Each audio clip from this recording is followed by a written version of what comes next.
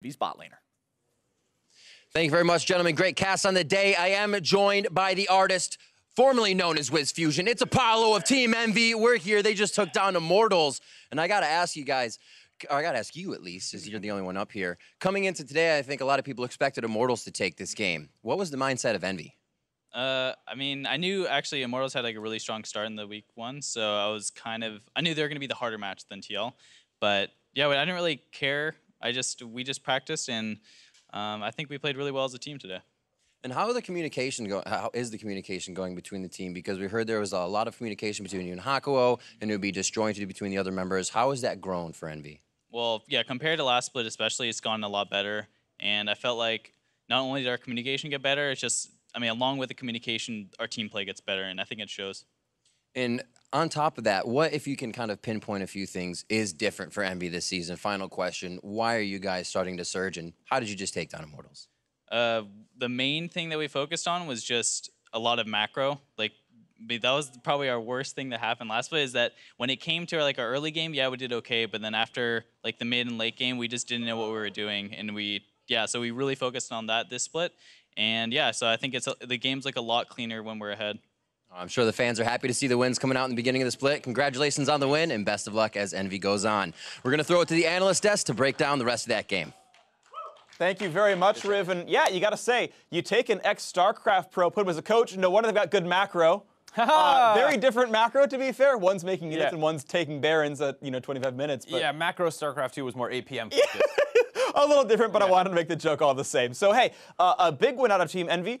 2-0 for them. They now join a large, or a growing list of 2-1 teams. They're there alongside Immortals here, and it was a good game for them. And I think that's the big thing, is just it's kind of become more of a team effort. Like, Lyra still going crazy. He had, the excellent Nidalee game 1, this time on Lee Sin, great champ for him, but he has a lot more coming out of his supporting cast, especially as you go like a little bit later into the game. Wiz Fusion, Apollo, always love mixing those names up. He had a great game 1, and then this time around, Pyrian, in game 2, actually got involved in a lot of plays, even the early ones as well. So he has a much better late game to help out his great early game from the rest of his team. Yeah, and as Apollo mentioned in the interview, better late game shot calling. So I did want to point out the fact that we got new Rek'Sai in the game. It was very exciting for me, and so I wanted to pull out some clips of Xmithie going well on it. And honestly, some of this was pretty good. Some of it was just, well, I'm a jungler in a fight. Yeah, what was sad was we were both watching this play right here, and good collapse, get the first kill onto Sarah from the team, and then this is going to be the first time that we see the kill. The first Rek'Sai ult of pro play. Kill, and it goes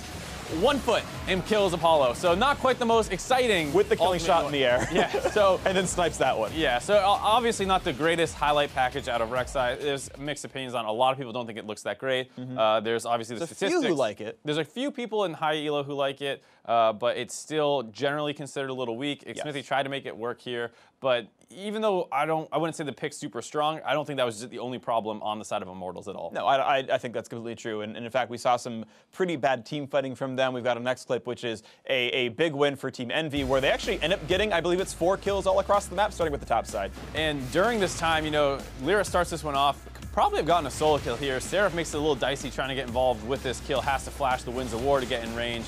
And they are able to take down Flame. Seraph starts recalling, because on the bot side of the map at the exact same time, there's a fight going on where IMT's trying to force on the weak side of the map. But Pyrian, like we said, has done a great job moving around the map, gets there in time to make this a 3-for-3. And obviously a mid-game Ahri is pretty strong, able to turn this one back in their favor. And then even though Pobelter kind of gets involved, fails to flash, can't get the damage quite where he wants it, and now he's in threat of getting chased down as the rest of Immortals, with those low cooldowns on Ahri, and with that teleporting Seraph who finally recalled coming in. Right, and this was probably supposed to be a good fight for Immortals with the fact that Lyra's up there alongside Seraph. This is supposed to be a 4v3, but as you mentioned before, Pyrian's the one roaming first. There's the chase down, the auto attack and a charm combo, the proper mechanics for bread and butter Ahri combos. Bread and butter.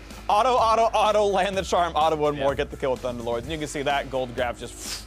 And what's funny is it's not a game where it was a 17,000 gold in 20 minutes, which Envy then tanked. It was a reasonably close game for the first 15 that they then snowballed off of. And that growth, like if you take old Team Envy from Spring Split, and you give a macro like this, where they're actually winning games from close ones, like this becomes an insanely scary team and one that fans can be really hopeful for. I think For me, the thing for Envy was that despite how good their early games were, you hear Apollo talk a lot about their macro, also their team fighting. They didn't know what were good engages to take and which ones weren't.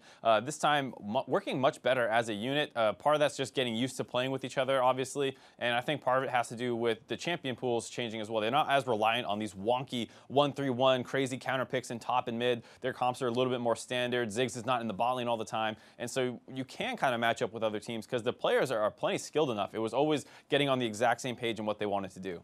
Yep, so we're going to move on to player of the game, which will go to Lyra for the honors here on the Lee Sin. Did really, really well for himself. Of course, 6-0-10, good KP, good everything. Honestly, he's a great Lee Sin player, no surprise. It feels like almost any game you can pretty much give it to Lyra as long as he's performing like usual, which is basically player of the game status. Yeah. I do want to give a shout out to Pyrian because, like we said, getting early on those roams stops some of Lyra's plays from getting punished because while he's up on the top side, your bot lane might be exposed, but Pyrian kind of covers that and buys the team enough time to keep making these plays. Yeah, absolutely the case. So great win by Team Envy. Now let's pull up these standings as we close out the day. Cloud9 did get their win. They got that shot to their first win on the board by beating up Phoenix 1. And for the first time in about 11 months, Team Envy have a winning match record. They are 2-1 for the first time they've been ahead since week 6 of last summer's split. Maybe more good things to come. And of course, we'll be back tomorrow with more NA LCS action. Our coverage kicks off with Team Dignitas versus TSM, both at 1-1 on NA LCS 1. Then Immortals hope for a bit of a bounce back when they take on the winless FlyQuest in the battle arena afterwards.